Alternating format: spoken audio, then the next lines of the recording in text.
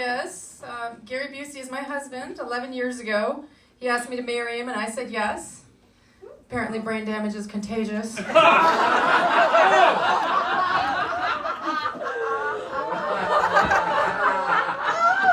When people find out we're together, they always ask me the weirdest questions. They'll be like, "So tell me, what's the most disappointing thing about being married to Gary Busey?"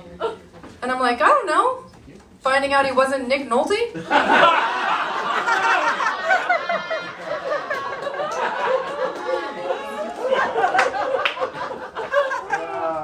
You do get to have some cool experiences. I got to be on an episode of Celebrity Wife Swap.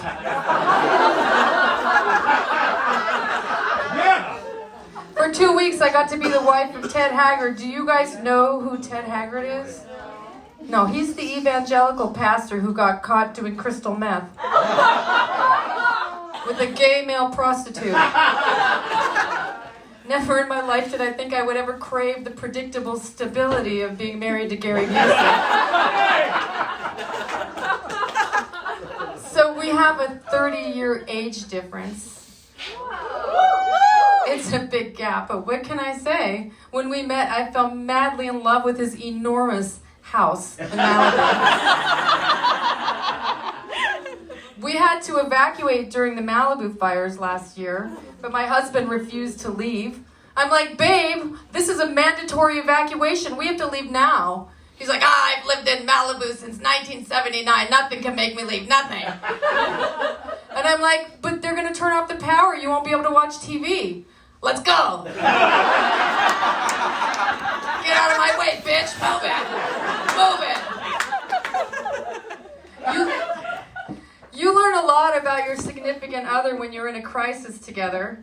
I was very organized. I closed all the windows. I loaded up the car by myself with everything I thought we would need. My husband popped an edible. And took one thing with him, his guitar. I'm like, "That's it? Our palm tree is on fire right now. We may never come back here. Is there nothing else you need to go get?" He's like, "Oh, yeah, oh, okay." So he ran in the house and came out with a big bag of Doritos.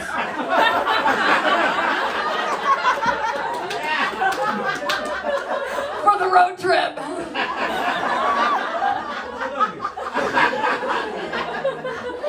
So I have a book out. It's called Buseyisms. It's my husband's memoir with all of his incredible life stories, and I got to be the ghostwriter. Since he couldn't put one complete sentence to paper. I can't believe I actually got paid to hear him talk about himself. We have an incredible 9-year-old son. His name is Luke.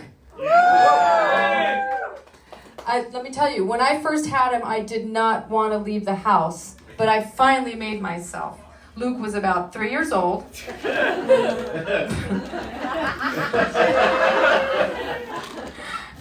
Before I left, I gave very specific instructions. He has dinner at 6, he goes to sleep at 7, and you have to give him a fresh diaper before you tuck him in. Luke was like, "Don't worry, Mommy, I got this."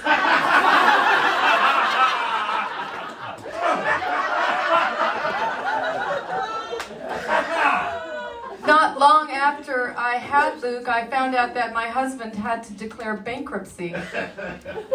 You know what else I found out? I'm a shitty gold digger. Life can be so challenging. And this whole mom thing is really damn hard. Nobody tells you the truth about it. I was under the impression that stay-at-home moms did nothing all day. Nothing. We have to do everything. I had to be a maid, a cook, a tutor, a nurse, an Uber, a very tired hooker. I was at Whole Foods and I saw one of those happy moms that make it look so easy. Oh, she was beautiful. She was wearing this long, flowing sundress, probably made out of hemp. Her toddler was crawling on her leg. She was proudly breastfeeding her 8-year-old son in public. You could tell she loved all of it, the cooking, the cleaning, and she was obviously very happy with her husband. I hated that bitch. I wanted her son to bite her tit. I tried to get his attention. I'm like... But he didn't notice me. He was too busy texting on his phone. You know what? I actually tried homeschooling my son. That lasted about 3 months. It was the math. It was the math that got us. It was every time. There was always shouting, I hate you for making me do this. You're a bitch. And Luke's just like, stop cussing at me, Mom.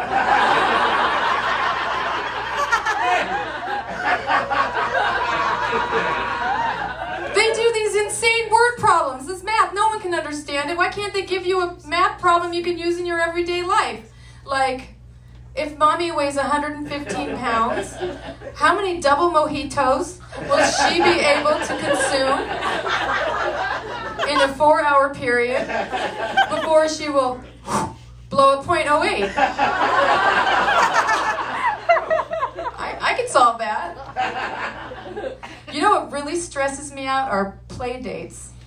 I don't like having other kids over. I don't need a witness to how I parent. I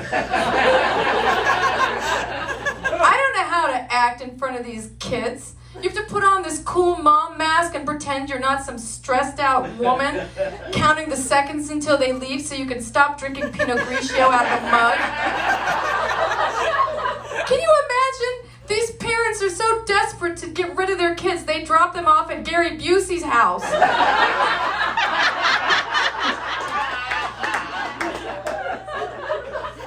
You know what I can't stand? I can't stand getting parenting advice from my husband. It goes like this. Steffanie! Steffanie! I forgot what I was gonna say. Can you make some popcorn? But in his defense, he really is amazing with our son. I mean, he's really great with him. I was eavesdropping on him while he was tucking Luke into bed. Oh my God, it was so heartwarming. He was like, son, I have some very important fatherly advice, so listen carefully. I forgot what I was gonna say. When you get older, if you decide you want to try mixing cocaine with GHB, sleep on your stomach. Hey! Well, I have to say, the celebrity lifestyle is not all that it's cracked up to be. And I'll tell you, it took me a lot of time to get used to living in Malibu. I felt so isolated living way out there with a young child. I felt so far away from my friends and family, but I did meet some Malibu moms. At first I was really intimidated because they are so put together. But they did warm up to me. They were like, Steffanie, I love that I can be myself with you. Seriously, we're so real. I feel like I could just let my hair down. Maybe even blink. Ouch. But I confided in these amazing women that I was struggling as a mom and that I felt like a complete failure because I couldn't breastfeed.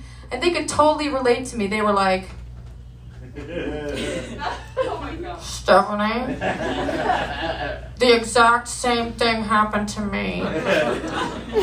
When my nanny got back from her vacation in Guatemala, she couldn't breastfeed my kids anymore either. Her milk dried up. I'm crying right now, can you tell? But I did meet this amazing Malibu mom who was originally from New York. We really hit it off. We spoke the exact same language. We met at preschool drop-off, and I noticed that her kid was sick with mucus pouring out of his nose. And I was like, hey, bitch, why the fuck is your kid here with that green shit pouring out of his nose? And she was like, because, cunt, I got shit to do and I don't want to get sick. We've been best friends ever since. My time is up, but before I go, I just wanted to let you know that after the show, Gary and I will be selling books out of our van on Santa Monica Boulevard for those of you who are interested. Thank you.